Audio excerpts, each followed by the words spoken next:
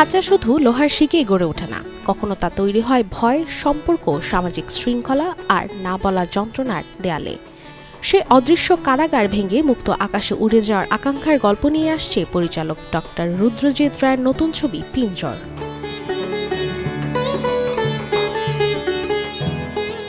ছবির 2 মিনিট 34 সেকেন্ডের ট্রেলারে উঠে এসেছে সমাজের এক নির্মম বাস্তবতা, গার্হস্থ্য হিংসা, মানসিক নির্যাতন, নারীর অসহায়ত্ব এবং মুক্তির জন্য তার নীরব সংগ্রামের গল্প।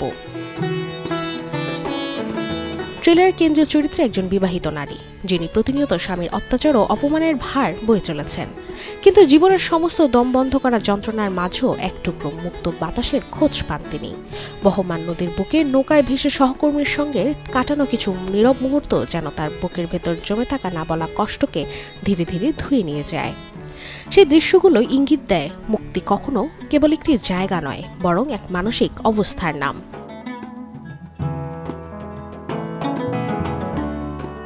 পিঞ্জর ছবিতে অভিনয় করেছেন মল্লিকা বন্দ্যোপাধ্যায়, শতাক্ষী নন্দনী সহ এক ঝাঁক প্রতিভাবান শিল্পী। আসছে 10 জুলাই ভারতের প্রেক্ষাগৃহে মুক্তি পাবে মানবিক আবেগ, সামাজিক বাস্তবতা ঘিরে নির্মিত cinema Pinjar. Desk report, channel 24।